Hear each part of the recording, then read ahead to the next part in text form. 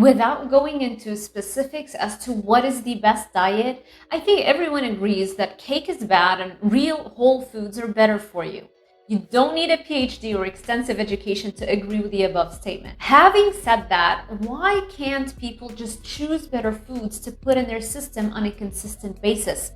That's because the addictive foods we eat affect the clarity of our minds when choosing what to eat. In this video, I will give you mental hacks that you can use to overcome the confusion that affects our thinking when we eat addictive foods. Number one, simplicity is key and complexity is the enemy of success. If you are going to weigh what type of diet is best for you every time you get a craving, so you can use that as an excuse to cheat, or if you are constantly overthinking your meal plan, this mental overwhelm can quickly stress you out so much to the point that resisting that craving becomes a much harder task. For that reason, I will quote Tom Bilyeu on this. Only do and believe that which brings you closer to your goal. That means if eating a bowl of rice, which is not on your meal plan, can prevent you from binging on 2,000 calories worth of far more addictive foods, then by all means, eat the rice. Number two, if you think you can or if you think you cannot, you're right. So for example, if you think to yourself that you just can't lose weight because you have yo-yo dieted for 20 plus years or longer, or that there is something wrong with your body and that's why it's impossible for you to lose the weight, you will act in accordance with that belief. If, on the other hand, you believe that just like how countless others have lost tons of weight and maintained it despite how hard it was at the beginning, you too can follow in their footsteps, then you will act in accordance with that empowering and far more accurate belief. Therefore, choose your beliefs very carefully, as that will dictate your results.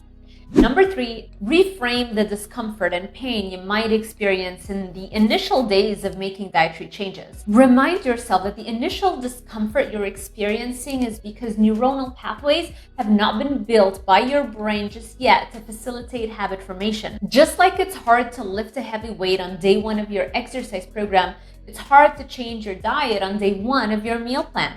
And just like your muscles respond to the weights by getting stronger, the brain's neuronal density also grows and pathways thicken between brain centers that are activated in close succession to one another in response to your new dietary habits. That is exactly why it gets easier and almost effortless to eat healthy the longer you do it. Number four, slip-ups happen. The time it takes you to get back on track is more important than whether or not you ate something off meal plan. Some people do better by going all out and effecting change.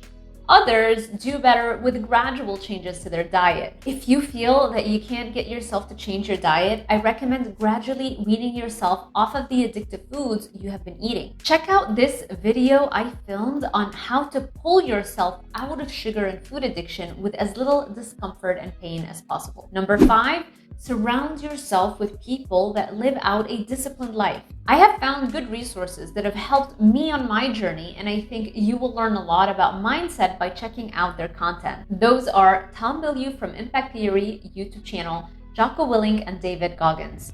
I love to watch their interviews or pieces of content on YouTube while I'm doing my morning cardio on my treadmill. That's because the words you surround yourself with will physically rewire your brain so that you don't have to constantly be redirecting your thoughts to a more motivated state of being. I will link all these YouTube channels that I mentioned earlier in the description box below. And number six, the last thing that is equally important as the above points I mentioned is making sure your brain is not in a state of inflammation. If you are eating foods that your body is reacting to negatively, you could be raising the level of inflammation in your body and brain, and that can manifest as a negative mood state or even depression. It's very difficult to have discipline and control of your mind if your brain is constantly on fire. The best diet that I know of that can eradicate dietary sources of inflammation is our species-specific diet that we evolved eating for 99.99% of our existence as a species here on Earth, and that is the carnivore diet. To learn more about that, check out this video I filmed on the topic. All right, I hope this helped. If you like this video, make sure you give it a thumbs up, subscribe, and hit that notification bell icon so YouTube alerts you every time I post a new video. Thank you so much for watching, and I will see you in the next one.